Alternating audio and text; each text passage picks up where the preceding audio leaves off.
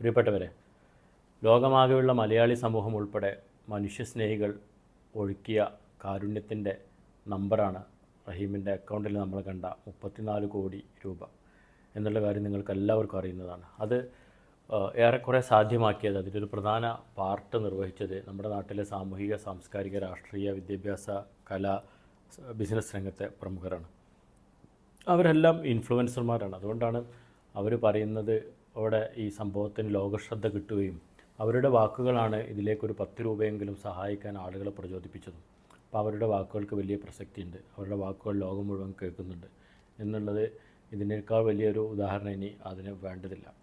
അതുകൊണ്ട് തന്നെ വലിയ രീതിയിലുള്ള സൂക്ഷ്മത പുലർത്തേണ്ടതുണ്ട്. നിങ്ങൾക്കെല്ലാവർക്കും അറിയുന്ന പോലെ മലപ്പുറത്തോ കോഴിക്കോടോ തിരുവനന്തപുരത്തോ തൃശ്ശൂരോ എവിടെ നിങ്ങൾ ഒരു പത്രസമ്മേളനം നടത്തിയാലും, എവിടെ നിന്നൊരു ഫേസ്ബുക്കിലൊരു കുറിപ്പിട്ടാലും, എവിടെ നിന്ന് യൂട്യൂബിലൊരു വീഡിയോ അപ്ലോഡ് ചെയ്താലും, സൗദി അറേബ്യയിലെ ജിസാനിലും അബഹയിലും റിയാദിലും ജിദ്ദയിലും മനാമയിലെ ബഹ്റൈനിലെ മനാമയിലും അതുപോലെ തന്നെ UAE റാസൽ കൈമയിലും ഷാർജയിലും അങ്ങനെ ലോകത്തിൻ്റെ വിവിധ ഭാഗങ്ങളിൽ കേൾക്കാനുള്ള സംവിധാനമുണ്ട്. നിങ്ങൾ പറയുന്ന ഭാഷ വിവർത്തനം ചെയ്ത് അപ്പോൾ തന്നെ കേൾക്കാനുള്ള AI സംവിധാനവും ഇന്നത്തെ കാലത്തുണ്ടെന്നുള്ളത് നിങ്ങൾക്ക് എല്ലാവർക്കും അറിയാം. ഇത് പറയുന്നതിൻ്റെ ഒരു കാരണം, കഴിഞ്ഞ കുറച്ച് ദിവസമായിട്ട് ഈ രാജ്യത്തിൻ്റെ നിയമങ്ങളെക്കുറിച്ചും ഈ രാജ്യത്തിൻ്റെ സംവിധാനങ്ങളെക്കുറിച്ചൊക്കെ പരിഹസിക്കുന്ന രീതിയിലും അപകീർത്തിപ്പെടുത്തുന്ന രീതിയിലൊക്കെ കുറേ വീഡിയോകൾ കണ്ടു. പ്രത്യേകിച്ച് അത് ഇൻഫ്ലുവൻസർമാരുടെ ഭാഗത്തുനിന്നാകുമ്പോൾ കുറേ ആളുകളത് കേൾക്കും, അത് പെട്ടെന്ന് ലോകത്ത് പ്രചരിക്കും, അത് പെട്ടെന്ന് വിവർത്തനം ചെയ്യപ്പെടും, അത് പെട്ടെന്ന് ചർച്ചയാവും. നിങ്ങൾ ശ്രദ്ധിക്കേണ്ട ഒരു കാര്യം എന്താണെന്ന് വെച്ചാൽ, നിങ്ങൾ അവിടുന്ന് ചെയ്യുന്നൊരു വീഡിയോ ഒരു പക്ഷേ നിങ്ങളൊരു സേഫ് സോണിൽ നിന്നായിരിക്കും ഇത് ചെയ്യുന്നത്. ഈ നടപടിക്രമങ്ങളെല്ലാം പൂർത്തിയായി റഹീം ഒരു പക്ഷേ പുറത്തേക്ക് വരും, അയാൾ നാട്ടിലെത്തും. പക്ഷെ അയാൾക്ക് വേണ്ടി ഇവിടെ രാപ്പകലില്ലാതെ കഷ്ടപ്പെടുന്ന ഒരു പൊതുസമൂഹമുണ്ട്. അവരിൽ പല ആളുകളും നിങ്ങളുടെ ഈ വീഡിയോ കൊണ്ട് നിയമക്കുരുക്കിലയക്കാം. ഇവിടെ 2.3 മില്യൺ, അതായത് 23 ലക്ഷത്തോളം ഇന്ത്യക്കാരുണ്ട്. ഇന്ത്യക്കാർക്ക് നിങ്ങൾക്കെല്ലാവർക്കും അറിയാം, അറബികൾക്കിടയിലും മതിപ്പുള്ളൊരു സമൂഹമാണ് ഇന്ത്യക്കാർ. അപ്പോൾ നിങ്ങൾ അവിടുന്ന് പ്രചരിപ്പിച്ചു വിടുന്ന ഈ വാക്കുകൾ ഇവിടുത്തെ ഇന്ത്യക്കാരൻ്റെ മതിപ്പ് കുറക്കാനും മാത്രമല്ല അവരോട് താല്പര്യം കുറയാനൊക്കെ ഉള്ളൊരു സാധ്യത ഉണ്ട്. അപ്പോൾ അതുകൊണ്ട് ദയവ് ചെയ്തിട്ട് ഇത്തരം പ്രസ്താവനകളിൽ നിന്ന് പരമാവധി ഒഴിഞ്ഞു നിൽക്കുക എന്നുള്ളതാണ് പറയാനുള്ളത്. നിയമം സ്വദേശികൾക്ക് അനുകൂലമാണെന്നുള്ള രീതിയിലാണ് ചില വീഡിയോ പ്രചരിക്കുന്നത് കണ്ടത്. അതിൽ ആലോചിക്കേണ്ട ഒരു കാര്യം, ഇവിടെ നിയമത്തിന് സ്വദേശികളെന്നോ വിദേശികളെന്നോ അങ്ങനെ ഒന്നുമില്ല. ഒരു 19 വർഷമായിട്ട് പ്രവാസിയായിട്ടിരിക്കുന്ന ആളാണ് ഞാൻ. പല സമയത്തും മാധ്യമപ്രവർത്തനവുമായി ബന്ധപ്പെട്ടും പ്രവർത്തിച്ചിട്ടുണ്ട്. അപ്പോൾ ഇതിൻ്റെ ഏറെക്കുറെ കാര്യങ്ങൾ നമുക്ക് ഇവിടുത്തെ നിയമങ്ങളെക്കുറിച്ചിട്ടുള്ള ധാരണയുണ്ട്. ആ ധാരണയുടെ അടിസ്ഥാനത്തിലാണ് ഞാൻ പറയുന്നത്.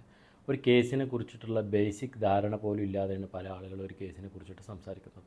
ഇനി നിയമത്തിൻ്റെ കാര്യം, നിങ്ങൾക്ക് ഏറ്റവും റീസെൻ്റ് ഉദാഹരണം പറഞ്ഞാൽ, വളരെ അടുത്ത് 2021 ജിദ്ദയിലെ സ്വകാര്യ കമ്പനിയിൽ അക്കൗണ്ടൻ്റായി പ്രവർത്തിച്ചിരുന്ന മലപ്പുറം തേഞ്ഞിപ്പലം സ്വദേശി ഒരാൾ കൊല്ലപ്പെട്ടതിനെ തുടർന്ന് സൗദി പൗരന് വധശിക്ഷയ്ക്ക് വിധേയമാക്കി. അങ്ങനെ ഇവിടെ ഈ സ്വദേശികൾക്ക് മാത്രമാണ് നിയമം എന്നുണ്ടെങ്കിൽ ഒരു സ്വദേശിയെ വധശിക്ഷയ്ക്ക് വിധേയമാക്കേണ്ട എന്തെങ്കിലും കാര്യമുണ്ടോ? അതുപോലെ തന്നെ ഇന്ത്യക്കാരനായ ഒരു അൻസാരി എന്നൊരാളെ കവർച്ചയുടെ ഭാഗമായിട്ട് വാഹനം ഇടിച്ചു കൊന്നതിന് 2 സൗദി പൗരന്മാരെ വധശിക്ഷയ്ക്ക് വിധേയമാക്കി. അതും വളരെ അടുത്തുണ്ടായ സംഭവമാണ്. അപ്പം ഇവിടെ അങ്ങനെ 2 നിയമമാണ് എന്നുണ്ടെങ്കിൽ അവർക്ക് വേണ്ടിയിട്ട് അത് ചെയ്യേണ്ട കാര്യമുണ്ടോ? അപ്പം ഇവിടുത്തെ നിയമം 100% പെർഫെക്റ്റ് നിയമമാണ്. നിയമമാണ്, അതിനപ്പുറത്തേക്ക് നമ്മൾ കൂടുതൽ ആലോചിക്കരുത്. അതായത് ഇപ്പോൾ നിങ്ങൾ ഒരു സ്ഥാപനത്തിൽ ജോലി ചെയ്താൽ ആ ജോലി ചെയ്തതിനുള്ള ശമ്പളം നിങ്ങൾക്ക് കിട്ടിയിട്ടില്ലെങ്കിൽ ആ തൊഴിലുടമയുടെ എല്ലാ സർവീസുകളും, ഗവൺമെൻറ് സർവീസുകളും നിർത്തിവെച്ച് ആ ശമ്പളം വാങ്ങിക്കൊടുക്കാവുന്ന ഗവൺമെൻറ്റും കോടതികളാണ് ഇവിടെ ഉള്ളത്. ഇങ്ങനെ ഒരു സംവിധാനം ഉള്ള ഒരു നാടിനെ കുറിച്ചിട്ട് അപകീർത്തിപരമായ അല്ലെങ്കിൽ നിയമത്തെ പരിഹസിക്കുന്ന രീതിയിൽ സംസാരിക്കുന്നതിൽ നിന്ന് തീർച്ചയായിട്ടും വിട്ടു നിൽക്കേണ്ടതാണ്. ഒരു ഇന്ത്യൻ സമൂഹം അഭിമാനത്തോടു കൂടി കഴിയുന്ന ഒരു രാജ്യമാണ് സൗദി അറേബ്യ, അതോടൊപ്പം മുഴുവൻ ഗൾഫ് രാജ്യങ്ങളും. അപ്പം ഇത്തരം രാജ്യങ്ങളിൽ നിങ്ങൾ ഒരാളുടെ ജീവന് വേണ്ടി നിങ്ങൾ ചെയ്ത ഉപകാരം ഒരു ലക്ഷക്കണക്കിന് ആളുകളുടെ അഭിമാനത്തെ ക്ഷതപ്പെടുത്തുന്ന രീതിയിലേക്ക് പോകരുത്. അപ്പോൾ അതിനു വേണ്ടിയിട്ട് ദയവായി നിങ്ങളോട് അപേക്ഷിക്കുകയാണ്, ഈ കേസിൽ ഇതിൻ്റെ കാര്യങ്ങളൊക്കെ അയാൾ പുറത്ത് വന്നിട്ട് അയാൾ തന്നെ പറയും. അതുവരെയുള്ള കേൾക്കാനും കാണാനൊക്കെ ഉള്ള ക്ഷമ നിങ്ങൾ കാണിക്കണം. ദയവ് ചെയ്തിട്ട് ഇത് റഹീമിൻ്റെ മാത്രം വിഷയമല്ല, സൗദി അറേബ്യയിലെ മുഴുവൻ ഇന്ത്യക്കാരെയും വിഷയമാണ്. റഹീമിൻ്റെ കേസുമായി ബന്ധപ്പെട്ട് പ്രവർത്തിക്കുന്ന പൊതുസമൂഹത്തിൻ്റെ പ്രശ്നമാണ്, ആ കമ്മിറ്റികളുടെ പ്രശ്നമാണ്. അപ്പോൾ ദയവ് ചെയ്തിട്ട് ഇത്തരം പ്രൊപ്പഗൻഡകളിൽ നിന്ന് പരമാവധി ഒഴിഞ്ഞു നിൽക്കണമെന്ന് വിനീതമായിട്ട് അഭ്യർത്ഥിക്കണം.